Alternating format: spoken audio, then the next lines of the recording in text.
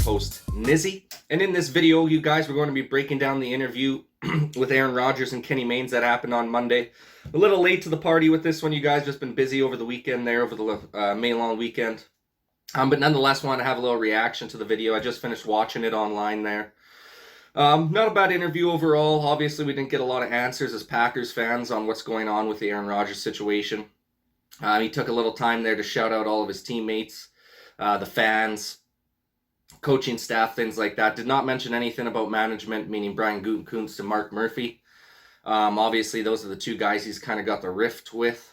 He had also mentioned that the Jordan Love draft pick didn't really bother him that much. He says Jordan Love's a great kid, likes the guy, which we all kind of knew all that. We all pretty much know why he's upset, and that's basically because when we drafted Jordan Love in that first round last year and traded up to go get him, they never told Aaron Rodgers anything, right?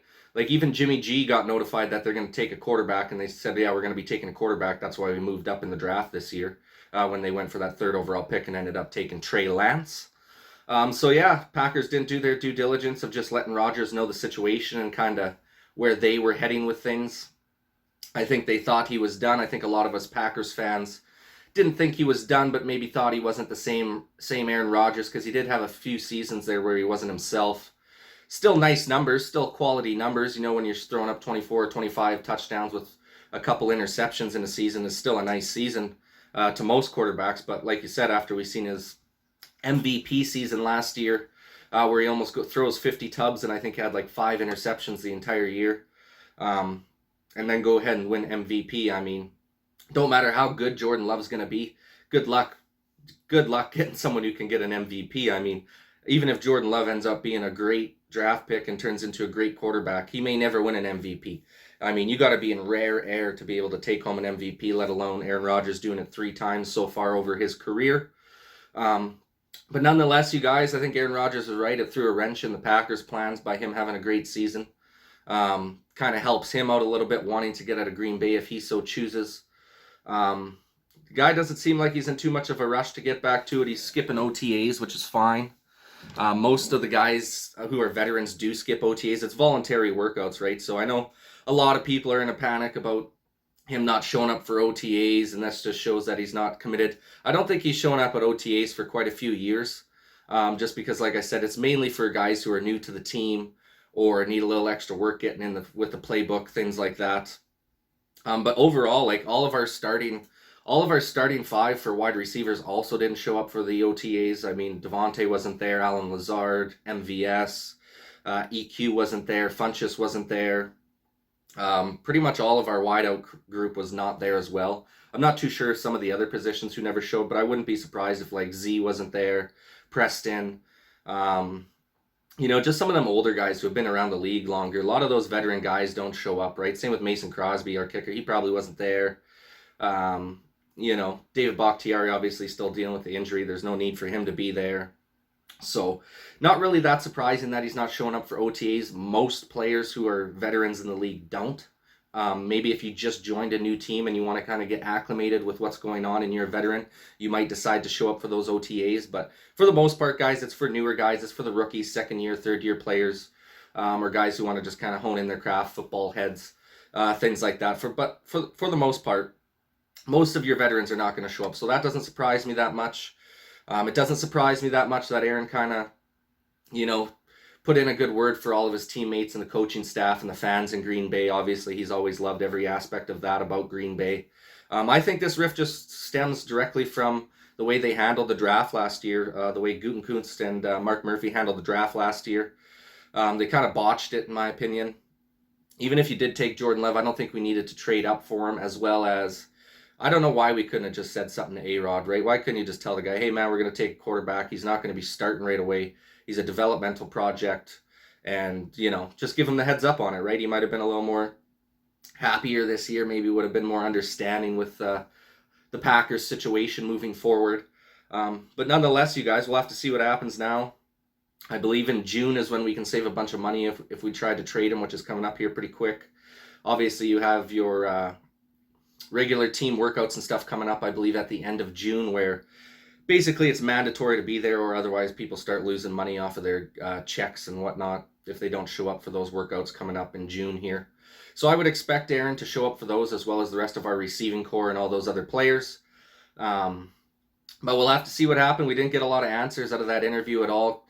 I mean, Aaron basically came on Kenny Mayne's show just to thank him and support him, as they are friends, and Aaron has enjoyed watching him over the years, as he's mentioned in the interviews. So I believe that's why Aaron came on mainly. He didn't really come on to talk about the Packers that much, as you could tell from the interview. There was not a lot of talk about the Packers. Kenny Mayne's tried pushing him a little bit, but obviously them two guys being buddies, he wasn't going to, keep forcing the issue on Aaron there. He didn't want to make him feel uncomfortable and piss him off in his last interview with the guys. So way she goes anyways, you guys, doesn't give us a lot of answers right now as Packers fans. We're still kind of waiting to see what'll happen. The next big date will be in June here.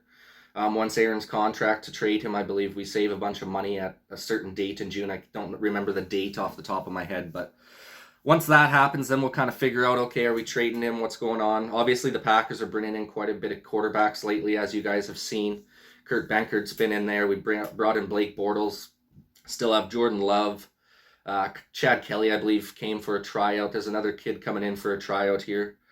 So there's been a few guys coming in. So I think the Packers are just being wary and kind of protecting their own ass just in case they do decide to move off Aaron Rodgers, or if he decides to retire, depending on what happens here this season. Worst case scenario, guys, we're going to lose A-Rod, which is terrible. I really, really hope we end up keeping this guy for at least one more year and just give her one more crack at the can. I think our team definitely had a nice upgrade through the draft this year. I think we addressed all the needs that we were kind of lacking.